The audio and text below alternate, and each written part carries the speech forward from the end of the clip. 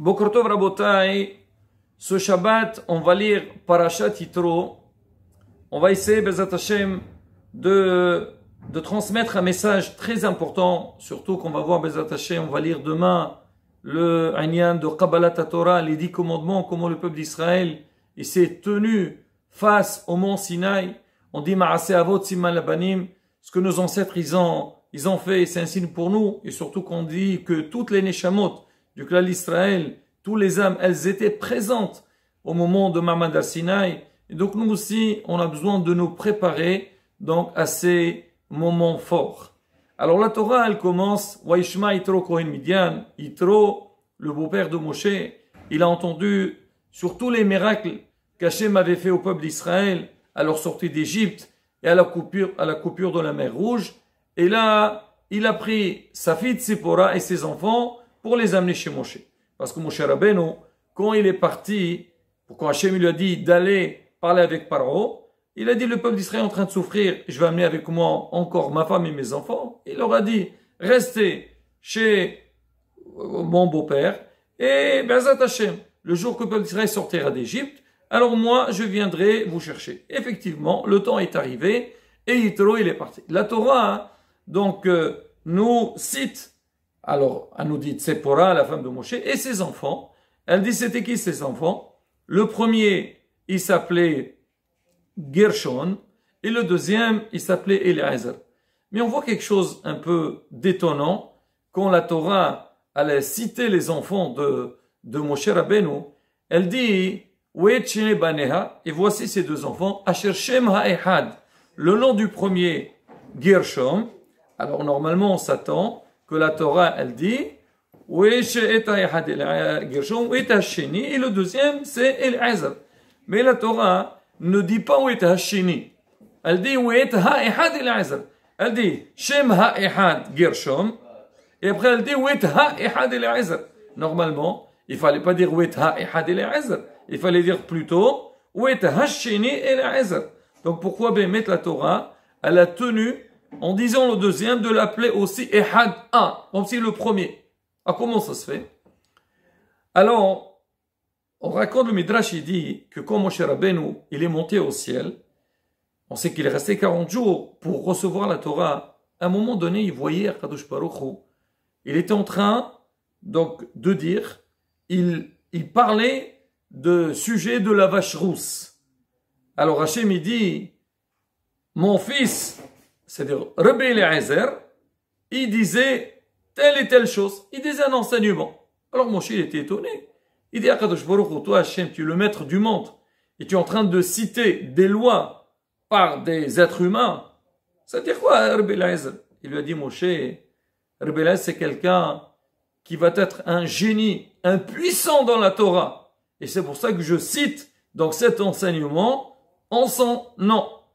Moshe Rabbeinu, quand il entend ça, il a été ravi, il a dit Hachem, est-ce que je peux mériter que ce Talmid Hacham-là, ce Rav-là, il sortira de moi, il sera de ma descendance? Alors Hachem, il lui a dit, Ratson, que Rabbi Eliezer, il sortira de toi. Alors c'était qui Rabbi Eliezer? Alors en fait, Rabbi Eliezer, à la base, c'était quelqu'un qui connaissait rien de la Torah. Son père, c'était Orkenos, un des grands riches d'Israël. Un jour, Orkenos, il passait dans ses terrains, dans ses champs, il voyait son fils Eliezer assis sur une pierre, et il n'était pas bien. Il lui a dit, qu'est-ce que tu as, mon fils? Je vois que tu es triste. C'est quoi ton problème? Quoi, le terrain dans lequel tu travailles, il est dur, tu n'arrives pas à bien le travailler? Écoute, c'est pas un problème. Moi, Baruch Hashem, tout est à moi. Je te mets, voilà. Je veux demander au responsable de te donner un terrain très facile à travailler. Donc, tu n'as pas de problème. Bon, et le père, il est parti. Il n'a pas donné trop d'importance à cette histoire. Bon. Le lendemain, il passe. Il voit son fils dans un autre champ, assis sur une pierre. Et pareil, il n'était pas bien. Il dit, qu'est-ce que tu as, mon fils? Il a dit à son père, papa, moi, j'ai pas de problème pour le travail. J'ai envie d'étudier la Torah. Il a dit quoi? Dis-moi, quoi tu veux? Qu'est-ce que tu veux? Il dit, je vais étudier la Torah. Il dit, tu as vu ton âge? Tu as 28 ans aujourd'hui. C'est fini. Il fallait étudier plus tôt. Maintenant, tu as pris de l'âge. Bezat Hashem, tu te marieras. Et tu auras des enfants. Et tes enfants, tu les envoies à la yeshiva. Et tu peux les mettre pleinement dans l'étude de la Torah. Il n'y a pas de problème. Mais maintenant, c'est trop tard. Tu peux pas faire autrement. Et le père, il est parti. Pour lui, ça y est. Il se plaint, on a répondu. Allez, on passe à la suite. Le lendemain, il revient. Il le trouve pareil, assis. Et il pleurait. Il dit, qu'est-ce que tu as encore, mon fils? C'est quoi cette histoire? Il a dit, papa, moi, je te dis, je veux étudier la Torah. Je veux plus travailler et tout. Bon, le père, il a compris qu'il avait affaire avec un têtu. Il part et il le laisse son fils là-bas. Parce que pour lui, il est hors question qu'elle a étudié maintenant. Il faut qu'il forme son foyer, il faut qu'il travaille. Parnassa.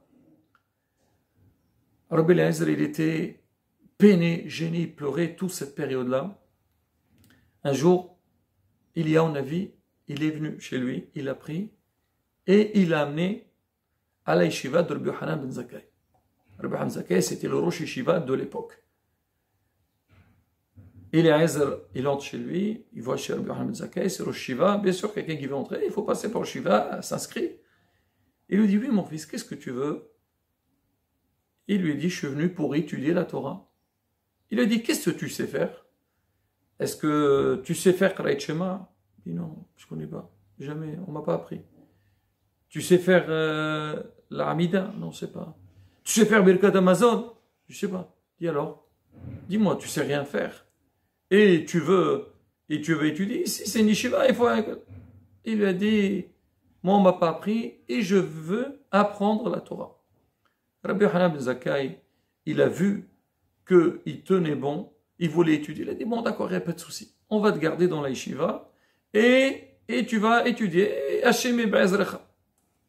Au bout de quelques jours, Rabbi Yochanan, quand il a parlé avec Eliezer, il a senti une mauvaise haleine de lui. Il a reculé un petit peu. Oh, c'est quoi cette odeur-là? Rabbi Eliezer, il était gêné. Il a dit à son Rav, comme ça tu m'as repoussé comme si l'oraleno, il est un lépreux ou quelqu'un qui a un problème. Rabbi Yochanan, ça l'a un petit peu touché cette histoire. Il dit, dis-moi, je voudrais savoir, c'est vrai, je ne t'ai pas posé la question. C'est qui ton père, toi? C'est quoi ta famille? Il lui a dit, mon père, c'est Orkenos. Tu dis, qui Orkenos, le grand riche? Pourquoi tu es là? Je suis venu pour étudier la Torah. Il dit, moi, mon fils, chez qui tu es en train de manger? Parce qu'à l'époque, les bahurim de la yeshiva, les étudiants, ils venaient à la yeshiva et étudier, mais il avait un hôte chez qui il dormait. Alors il appelait son hôte, c'était deux, il leur a dit, dites-moi, chez qui il a mangé aujourd'hui, Eliezer? Est-ce qu'il a mangé chez vous? Il a dit, non, il n'a pas mangé chez nous, ça a l'air qu'il avait son propre manger. Allez-y vérifier dans son sac quelle nourriture il est en train de manger. Ils sont partis vérifier, ils sont revenus, ils ont dit, Rav, il a amené le sac.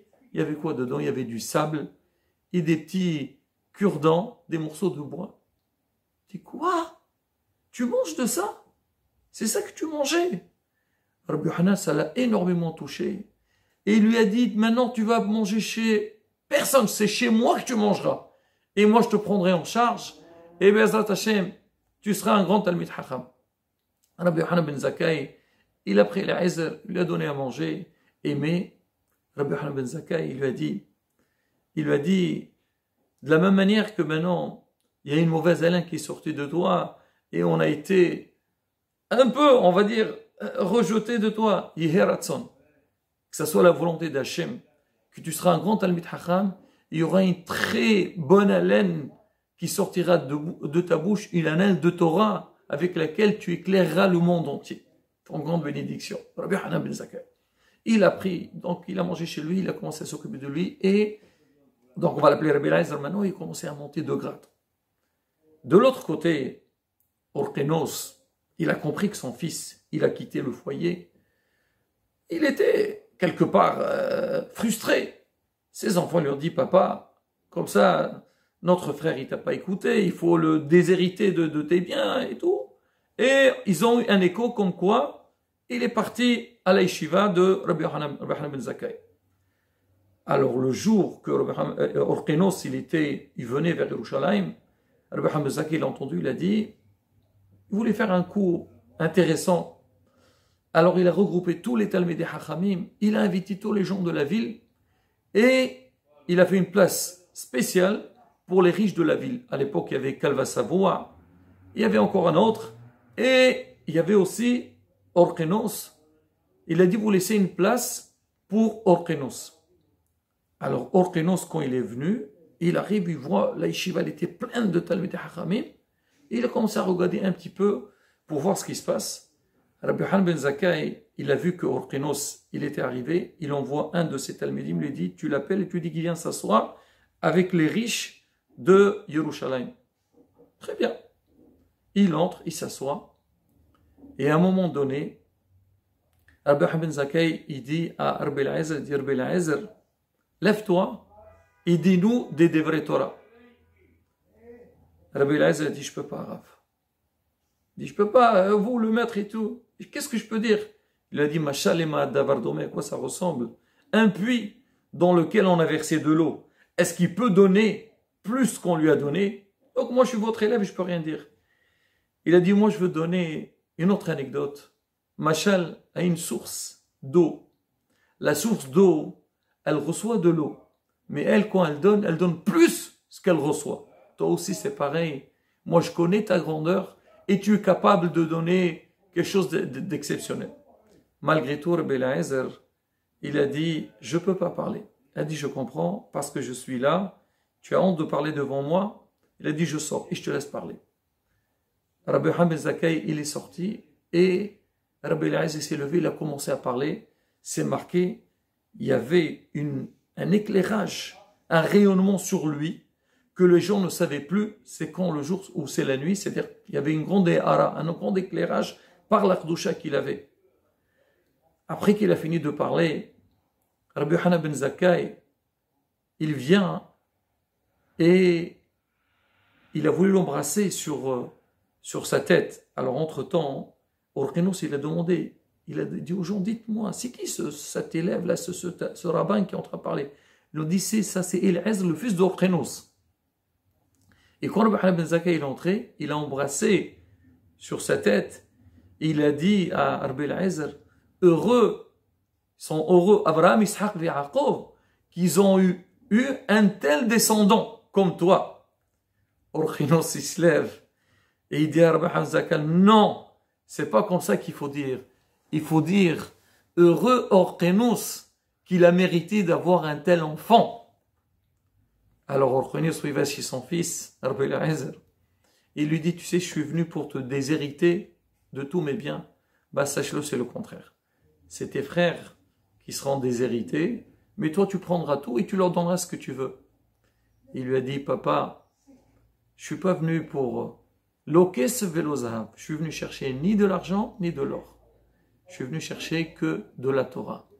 Et là, moi, Baruch Hashem, j'acquiers ça, tout le bien, je suis prêt à leur donner. Et là, Orkenos était très impressionné. Donc on dit, quand la Torah l'a dit, oui, ha'ehad, on dit l'un, avec démonstratif, c'est qui l'un? C'est Rabbi Eliezer. C'est ce qu'il a dit à Kadosh Baruch Hu Moshe, oui, ha'ehad Eliezer, celui-là, ça sera un descendant à toi, Moshe Rabbeinu. C'est pour ça que la Torah de cette manière. Raboté, quel message qu'on a dans cette paracha-là, que Baruch Hashem, Am Israël, Zachinu la Kabbalah Torah. Donc, Bezrat Hashem, quand on va venir demain écouter la Torah, c'est vrai, c'est un moment très important, mais derrière ça aussi, il faut avoir ces bonnes kavanotes, ces bonnes résolutions que Bezrat Hashem, que nous, chacun, il doit essayer de voir où j'en suis dans l'Imouda Torah, dans Avodat Hashem, Bezrat Hashem, essayer d'avancer, progresser, évoluer, surtout, bien sûr, l'éducation de nos enfants, et Bezrat Hashem, qu'on soit zoré, nous aussi, d'avoir des enfants comme Rabbi Eliezer, et que nous aussi, on progresse dans Torah Mesot, Ma'asem Tovim, Amen, Kera son Shabbat, Shalom, Mevorach.